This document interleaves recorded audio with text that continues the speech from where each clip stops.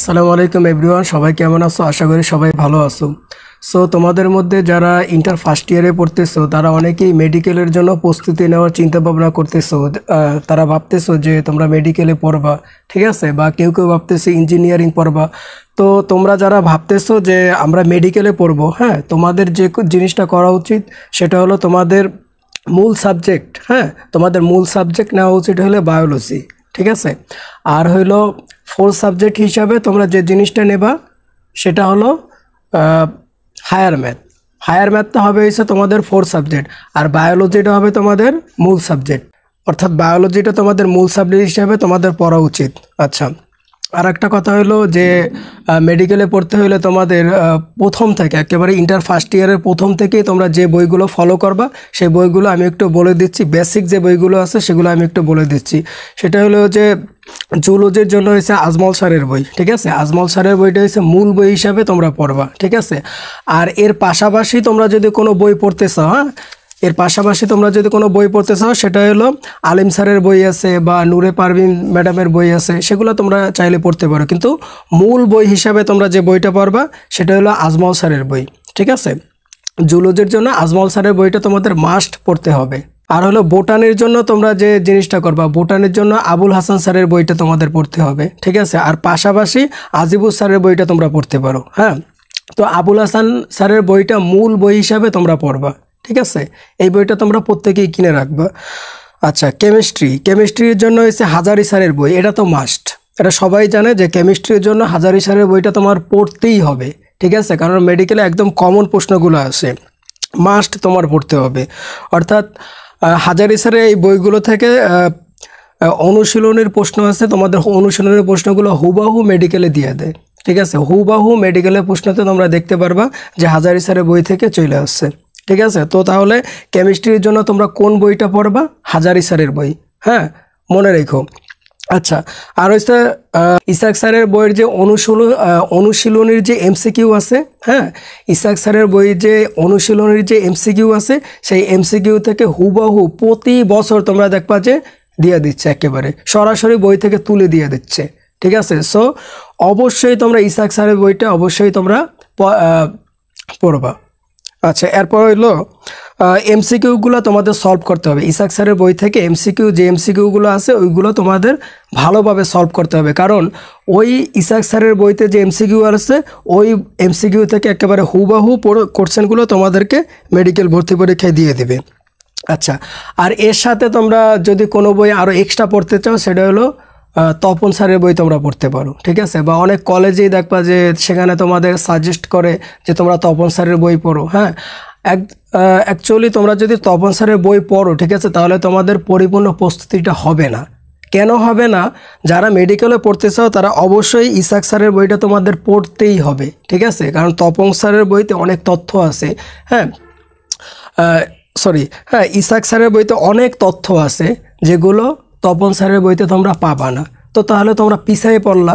So তোমরা যেন পিছায়ে না পড়ো এই জন্য তোমরা সবসময় মনে রাখবা তোমাদের কলেজে যে বই পড়াক না কেন, হ্যাঁ, সেটা আমার দেখার বিষয় না। যে বই তোমাদের পড়াক না কেন তোমরা যে কাজটা করবা সেটা হলো তোমরা অবশ্যই ইসাক স্যারের বইটা অবশ্যই পড়বা, ঠিক আছে। আর এর পাশাপাশি তোমরা যে বইটা পড়তে পারো সেটা হলো তপন স্যারের বইটা তোমরা পড়তে পারো, হ্যাঁ, তাতে কোনো সমস্যা নেই। আচ্ছা, এরপর হলো ইংলিশ নিয়ে ইংলিশ জিকে এটা নিয়ে তোমরা কি করবা, ঠিক আছে। ইংলিশ জিকে তোমরা ইংলিশ বই কোন বইটা পড়বা, ঠিক আছে। অনেকেরই প্রশ্ন, অনেক বই কিনো, ঠিক আছে। সো ইংলিশের জন্য ভালো যে বইটা হবে সেটা হলো যে অ্যাপেক্স বই, ঠিক আছে। অ্যাপেক্স ইংলিশ যে বইটা আছে ওই বইটা তোমাদের জন্য বেস্ট হবে, ঠিক আছে। ওই বই থেকে তোমরা উড়াদুরা প্র্যাকটিস করো, আর কোনো কথা নেই, প্র্যাকটিস করতে থাকো, ঠিক আছে। একদম ওই বই থেকেই তোমরা সরাসরি প্রশ্নগুলো পেয়ে যাবা।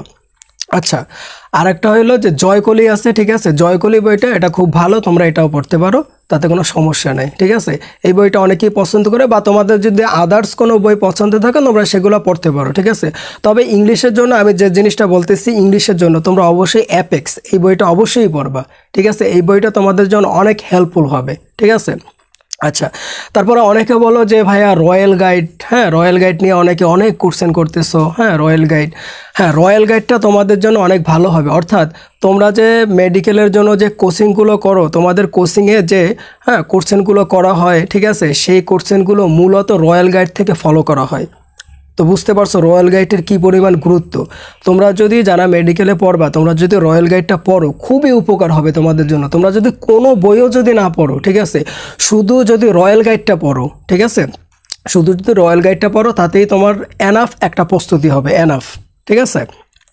সো রয়্যাল গাইডে ভাইয়া তোমাদের যে জিনিসটা আছে যে একেবারে ভেঙে চুরে বুঝিয়ে দেওয়া হয়েছে প্রত্যেকটা কোশ্চেনের অ্যান্সারগুলো, হ্যাঁ, এবং বিগত সালের যে কোশ্চেনগুলো আছে সেই কোশ্চেনগুলোর অ্যান্সারগুলো তো দেওয়া আছে এবং সেটা একেবারে বিস্তারিত, হ্যাঁ, ভেঙে চুরে বুঝিয়ে দেওয়া হয়েছে। সো রয়্যাল গাইডটা তোমাদের জন্য খুবই ভালো হবে। তোমরা যদি পড়তে পারো তাহলে আমি মনে করি যে মোর দ্যান এনাফ, ঠিক আছে, আর কোনো কিছু লাগবে না।